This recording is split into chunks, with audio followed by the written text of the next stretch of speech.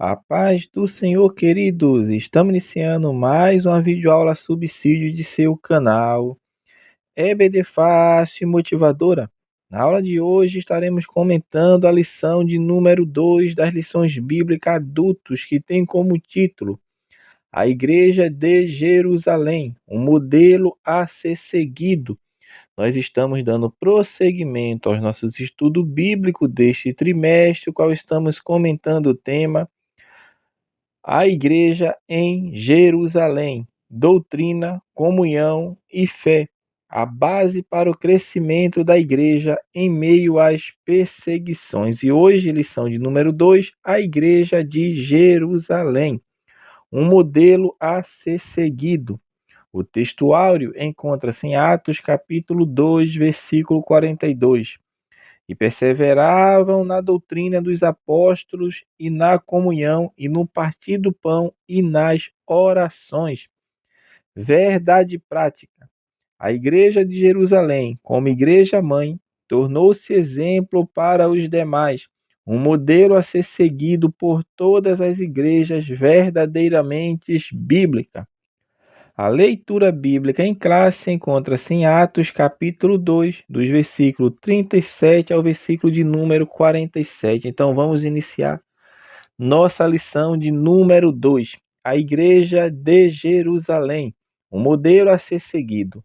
Pois bem, meus amados irmãos, nesta lição nós estaremos focando justamente sobre os pilares sobre os quais a igreja se fundamentou, a igreja em Jerusalém, que o autor está retratando, né, como nós já vimos na aula passada, como a igreja mãe, porque ali foi o ápice do surgimento, vamos falar assim, do cristianismo, né? E a igreja ali é um exemplo para cada um de nós, porque é justamente nesses pilares que nós vamos hoje comentar um pouco e fornecer subsídio extras para os irmãos compreenderem e entenderem, porque nesta pequena introdução que nós estamos fazendo aqui, nós vamos perceber que o livro de Atos, ele começa justamente, como nós até falamos na lição passada, né, com o surgimento ali da igreja, e a inauguração acontece justamente com o derramamento do Espírito Santo, e a partir daquele momento a igreja começou a crescer.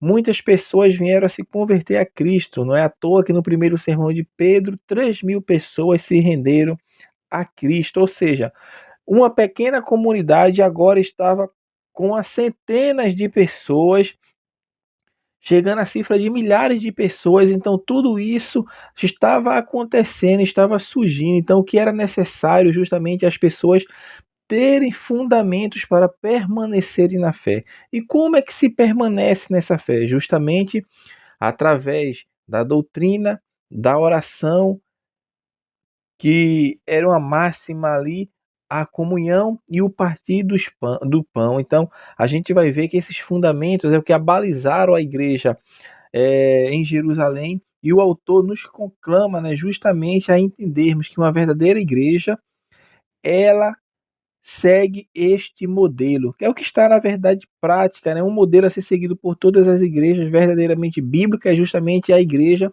onde nasce o cristianismo, na igreja de Jerusalém. Então, isso que nós vamos entender e ficarmos a paz justamente nesta lição que nós adentraremos agora neste momento. O primeiro tópico da lição vai falar sobre uma igreja com sólidos alicerces. Uma igreja com fundamento doutrinário. Neste ponto aqui, o que o autor vai justamente nos colocar aqui é para percebermos e para verificarmos justamente aquilo que Lucas, né, como autor do livro de Atos, o médico Lucas, escreve e nos deixa justamente a par de como a igreja ela se fundamentou, qual um dos princípios dos alicerces sólidos daquela igreja, era justamente a sua doutrina. Então a igreja, como Lucas escreve, inspirado pelo Espírito Santo, em Atos capítulo 1, versículo de número 2, ele fala que Cristo deu mandamentos pelo Espírito Santo aos apóstolos que escolheram. Então a igreja que estava surgindo era uma igreja que tem origem divina, porque Cristo que deu os mandamentos a serem preceituados, a que as pessoas deveriam olhar, entender e praticar. Então a igreja com o fundamento doutrinário é o fundamento justamente que vem do ensinamento de Cristo, que vem do fundamento, que é o ensinamento que Cristo deu aos apóstolos, os apóstolos passaram para cada um de nós, e é o evangelho que nós temos hoje, né, através das Sagradas Escrituras, que é justamente as palavras de Deus, não é? Inefável, infalível e inerrante. Então, isto que nós usamos hoje, essa palavra inspirada, era a mesma que eles usavam no início da era cristã. No início da era cristã, o texto que eles tinham é o que nós temos hoje. Obviamente, principalmente, né, o do Antigo Testamento todo e alguns dos evangelhos e algumas cartas, né? Porque sabemos que algumas cartas ela tem uma escrita, como os evangelhos, no final da vida ali dos apóstolos, né? De meia vida para frente dos apóstolos e dos autores bíblicos. Mas o que nós temos hoje em mãos é justamente a palavra de Deus. E essa palavra de Deus é justamente o fundamento doutrinário que nos mostra o caminho que a igreja ela deve trilhar. Então, o caminho que a igreja deve trilhar é justamente aquele que foi preceituado por Cristo e pelos apóstolos, no ensino e na doutrina. Mas no ensino de quê e na doutrina de quê? No ensino e na doutrina dos apóstolos que receberam de Cristo os mandamentos. Então, eu fazendo isso e refletindo o caráter de Cristo, nós estamos sendo bem alicerçados aonde em Cristo, que é a rocha, porque ele que nos deu a sua palavra. O segundo ponto deste tópico vai falar sobre perseveravam na doutrina dos apóstolos. Lucas aqui está justamente nos mostrando que os apóstolos foram aqueles que continuaram a missão que foi outorgada por Cristo. Que missão é essa? Evangelizar, ensinar e batizar. Então, meus amados irmãos, Cristo deu mandamento para os apóstolos. E os apóstolos, ele doutrina a igreja. E este doutrinar a igreja é justamente ensinar, instruir. E isso tem a ver, como o autor da lição fala, justamente com o discipulado cristão. Porque o discípulo é justamente aquele que senta para aprender. Aquele que está ouvindo, aprendendo e colocando em prática. E dali vai fazer novos discípulos. Então, aprendemos isso dos apóstolos que aprenderam de Jesus, porque Jesus, de fato, é um mestre por excelência. Ele, contudo, não foi apenas o educador, porque Jesus também foi educado, né? Foi educando, ele sentou-se para aprender. Ele não apenas ensinou, né, mas ele também aprendeu. E a Bíblia nos fala isso de forma muito clara, né? Versículo bastante conhecido, Lucas capítulo 2, versículo 52, fala que Jesus, ele crescia em sabedoria e em estatura e em graça para com Deus e para com os homens. Então aqui nós temos os três aspectos de Jesus, né? Três aspectos espirituais, vamos falar assim. Jesus, ele crescia em sabedoria, crescia em estatura, justamente do crescimento físico, e crescia em graça para com Deus e para com os homens. Ou seja, era tanto no seu relacionamento, no seu dia a dia, em sociedade a qual ele estava inserido, bem como para com Deus. Então Jesus, ele aprendeu, então ele crescia em sabedoria, está aprendendo sempre. Ele crescia em estatura, ou seja, o crescimento físico dele também acontecia.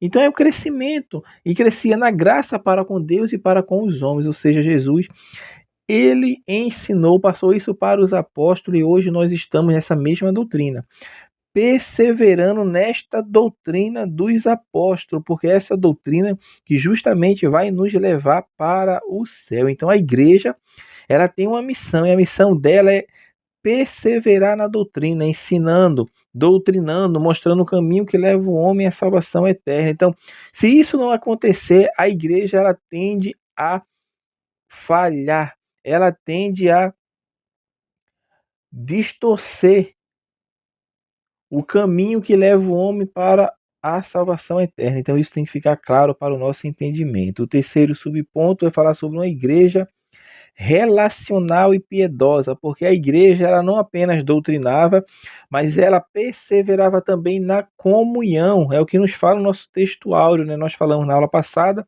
que essa lição o autor vai abordar muito essa exegese justamente dos textos bíblicos que está explicando ali, porque é justamente a exegese que ele está fazendo aqui do primeiro ponto, no caso, primeiro tópico, né, do texto áureo, se os irmãos perceberem.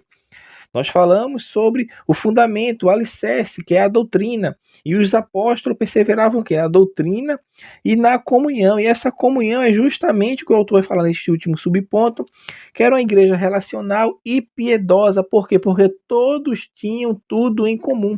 Ou seja, ninguém tinha necessidade nem falta de nada, porque era uma igreja que via o outro e tomava para si a necessidade do outro. Isso é a verdadeira essência da comunhão. Comunhão é olhar para o meu irmão, eu ver aquela pessoa que está do meu lado, cultuando comigo e sabendo que aquela pessoa está passando por uma necessidade, aquela necessidade é sua também. Por quê? Porque Deus nos chamou para compartilhar. E o nosso relacionamento, ele tem que ser um relacionamento entre os irmãos, de forma que nós venhamos a fazer como a igreja fazia, porque o autor está nos conclamando a isso, que a igreja verdadeira ela age dessa forma, porque é um modelo que é a ser seguido, e esse modelo é justamente auxiliar, é justamente estender a mão àquele que está precisando, que está necessitando. Então, a comunhão que o autor está falando aqui é justamente esses relacionamentos, essas relações interpessoais que acontecia.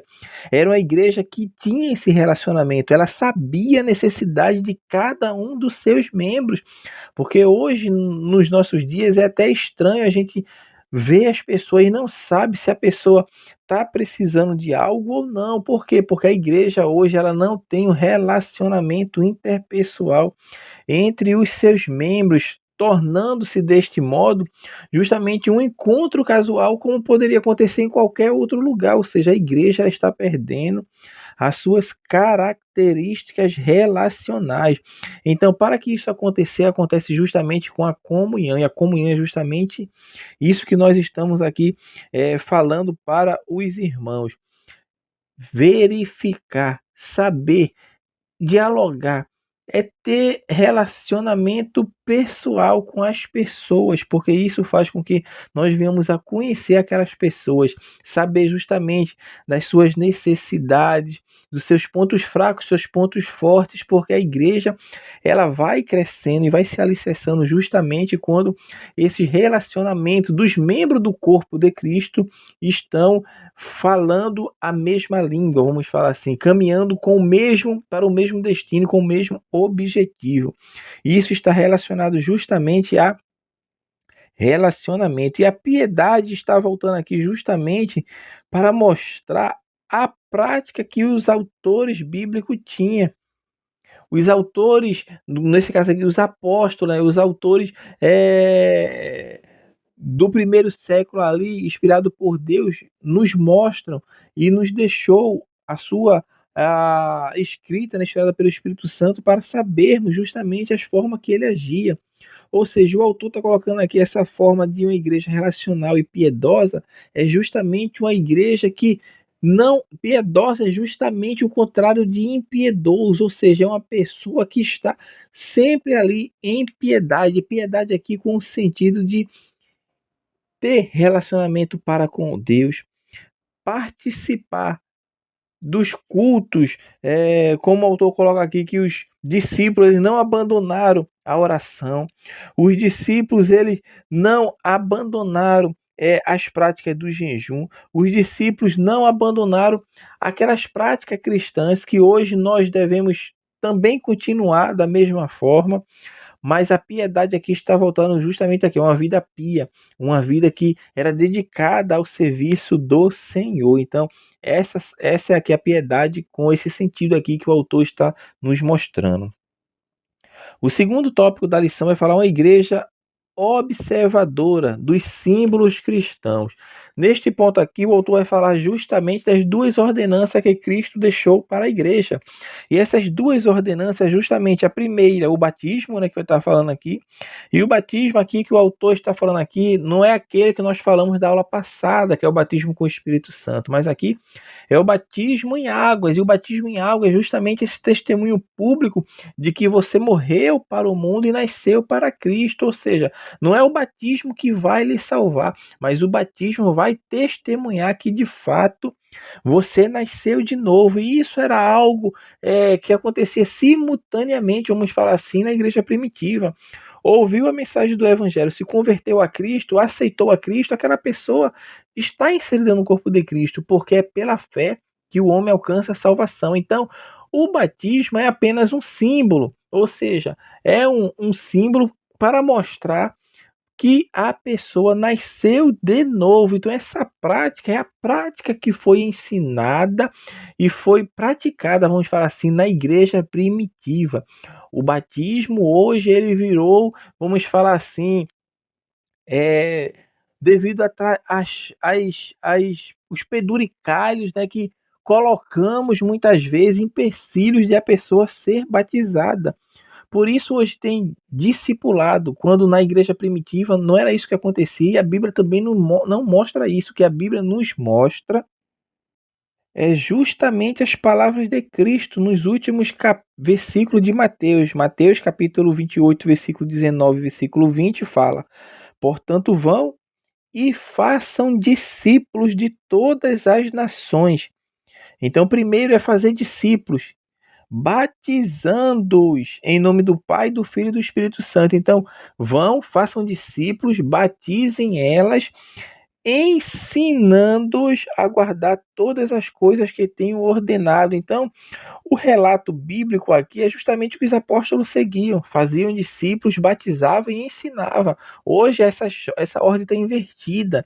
Hoje você faz discípulo, você ensina para depois batizar, quando não é isso que a Bíblia nos mostra, ou seja, foram práticas que foram introduzidas, vamos falar assim, para tentar embarrear, vamos falar assim, as pessoas que se convertiam não de forma sincera, não de forma é, piedosa, né? Porque a gente não sabe quem se converte ou não, porque quem sabe é Deus, porque o relacionamento é pessoal, mas a igreja primitiva ela não estava preocupada com isso. Então hoje também isso não deveria ser preocupação, ou seja, alguém está amigado, se converteu e o seu companheiro, a sua companheira não quer regularizar essa situação perante a justiça, isso não é impeditivo para aquela pessoa ser batizada. Por quê? Porque o que salva não é o batismo, o que salva é a fé daquela pessoa em Cristo Jesus. Então eu não posso negar o testemunho público de uma pessoa que de fato se converteu a Cristo e nasceu de novo, de passar pelo testemunho público, ou seja, por esse símbolo do novo nascimento, porque aquele ali é um símbolo, meu irmão. Mas isso está virando um cavalo de batalha, vamos falar assim, que não deveria ser. Então, nós que fazemos parte do canal EBD Fácil Motivadora, cremos e ensinamos justamente o que foi preceituado pelos apóstolos. Ide por todo mundo, como Cristo falou, fazer discípulo todas as nações, batizando em nome do Pai, do Filho e do Espírito Santo e ensinando, ou seja, o batismo acontecia de forma simultânea. Aceitou a Cristo, vai se batizar, porque é o testemunho público. Isso acontecia de forma quase que instantânea, simultânea. Por quê? Porque creu, batizou. Então, aquilo ali era justamente o que hoje as pessoas fazem. Eu vou levantar a mão, aceitei a Cristo, aceitou? Vai se batizar, porque nasceu de novo. Então, não compete a mim nem a ninguém saber se aquela pessoa de fato se converteu a Cristo verdadeiramente ou não. O que compete a mim é pregar a palavra, fazer discípulo e batizar aquelas pessoas em nome de Jesus e ensiná-las para que venham a permanecer na fé. Então, é um testemunho público, que foi deixado por Cristo, é executado pela igreja, porque é justamente para isso que nos mostra a palavra de Deus, e essa lição é justamente para trazer essa consciência para cada um de nós, que o batismo é um testemunho público em que a pessoa de fato se converteu. Então, se é um testemunho e é um símbolo, não há por que negar, seja a qualquer pessoa que professe a Cristo e diga: eu aceitei Cristo de todo o coração e é aquela oração, né, que se faz, que escreva meu nome no livro da vida, perdoa meus pecados, né? E me aceita como teu filho, como teu discípulo. Então isso aqui tem que ser, meu irmão, ensinado hoje. Temos que voltar às origens, ou seja, ver o modelo que era feito na igreja primitiva e nos espelharmos naquele modelo. O segundo ponto deste tópico vai falar sobre justamente sobre a ceia do Senhor. Então, este ponto que fala sobre a ceia do Senhor é justamente a segunda ordenança. A primeira ordenança, o batismo em águas, e a primeira ordenança, né, e a segunda ordenança é justamente a ceia do Senhor. E neste ponto aqui está falando da ceia do Senhor, porque a palavra que fala em Atos 2:42 fala e perseveravam no partir do pão. Então, aquele partir do pão, grande número de estudiosos e teólogos inferem, né, e vê ali como justamente a prática da ceia, e que era realizada na igreja primitiva todos os domingos. Então, todos os domingos, os cristãos da era primitiva, ou seja, os primeiros cristãos, estavam ali praticando, partindo o pão, porque Cristo deixou esta ordenança para eles fazerem em memória dele. Cristo falou, nem em memória de mim, vocês têm que fazer este evento. É uma ordenança que foi deixada para a igreja e hoje existe essa prática. Observe que dá-se a entender que essa prática era realizada na igreja primitiva toda semana. Não é toda semana. Aí a Bíblia ela não dá não regulamenta, não dá de forma exata de quanto tempo deve ser executado é, este evento, esta ordenança. Mas o que nós temos que compreender é que ela deve ser feita.